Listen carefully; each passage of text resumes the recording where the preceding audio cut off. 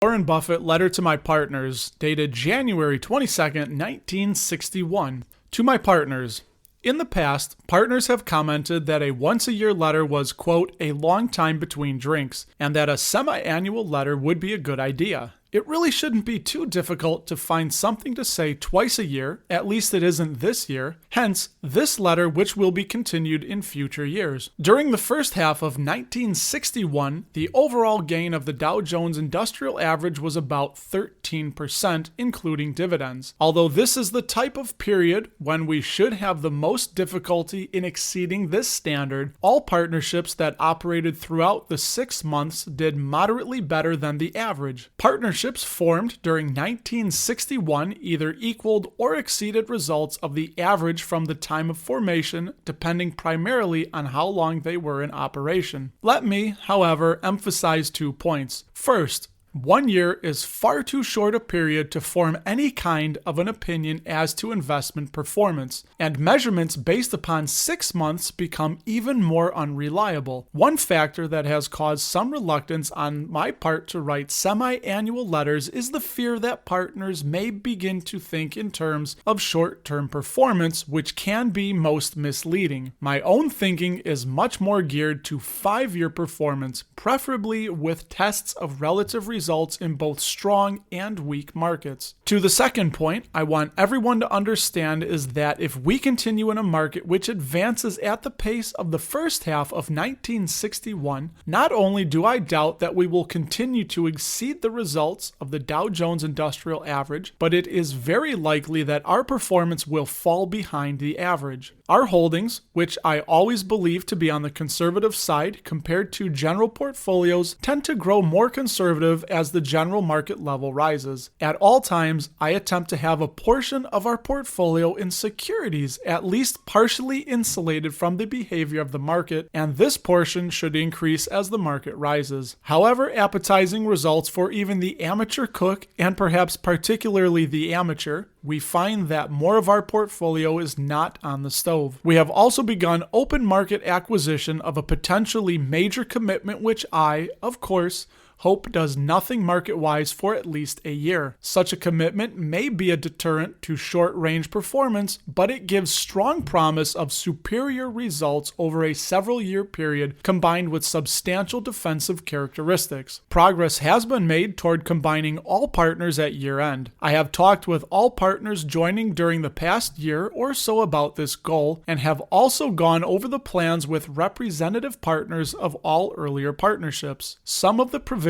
will be A merger of all partnerships based on market value at year-end with provisions for proper allocation among partners of future tax liability due to unrealized gains at year-end. The merger itself will be tax-free and will result in no acceleration of realized profits. B, a division of profits between the limited partners and general partner, with the first 6% per year to partners based upon beginning capital at market, and any excess divided 1/4 to the general partner and 3/4 to all partners proportional to their capital. Any deficiencies in earnings below the 6% would be carried forward against future earnings, but would not be carried back. Presently, there are 3 profit arrangements which have been optional to incoming partners. See profit arrangement on screen now. In the event of profits, the new division will obviously have to be better for limited partners than the first 2 arrangements. Regarding the third, the new arrangement will be superior up to 18% per year, but above this rate, the limited partners would do better under the present agreement. About 80% of total partnership assets have selected the first 2 arrangements, and I am hopeful, should we average better than 18% yearly, partners presently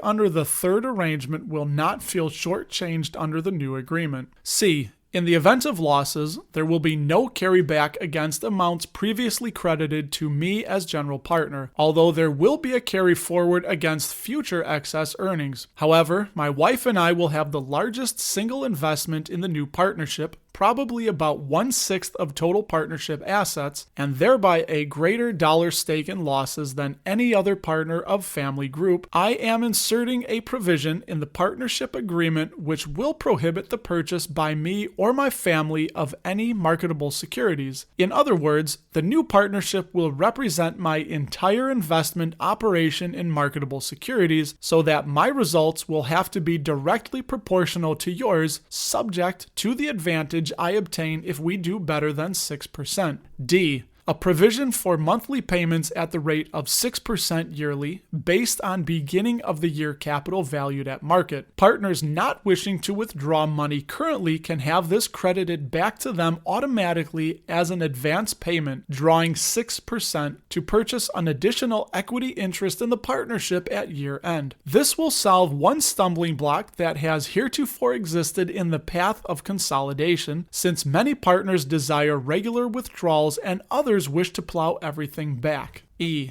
The right to borrow during the year up to 20% of the value of your partnership interest at 6%, such loans to be liquidated at year end or earlier. This will add a degree of liquidity to an investment which can now only be disposed of at year end. It is not intended that anything but relatively permanent funds be invested in the partnership, and we have no desire to turn it into a bank. Rather, I expect this to be a relatively unused provision which is available when something unexpected turns up, and a wait until year end to liquidate part of all of a partner's interest would cause hardship. F. An arrangement whereby any relatively small tax adjustment made in later years on the partnership's return will be assessed directly to me. This way, we will not be faced with the problem of asking 80 people or more to amend their earlier return over some small matter. As it stands now, a small change, such as a decision that a dividend received by the partnership has 63% a return of capital instead of 68%, could cause a multitude of paperwork. To prevent this, any change amounting to less than $1,000 of tax will be charged directly to me. We have submitted the proposed agreement to Washington for a ruling that the merger would be tax-free and that the partnership would be treated as a partnership under the tax laws. While all of this has a lot of work, it will make things enormously easier in the future. You might save this letter as a reference to read in conjunction with the agreement which you will receive later in the year. The minimum investment for new partners is currently $25,000, but of course this does not apply to present partners. Our method of operation will enable the partners to add or withdraw amounts of any size in rounds of $100 at year end. Estimated total assets of the partnership will be in the neighborhood of $4 million,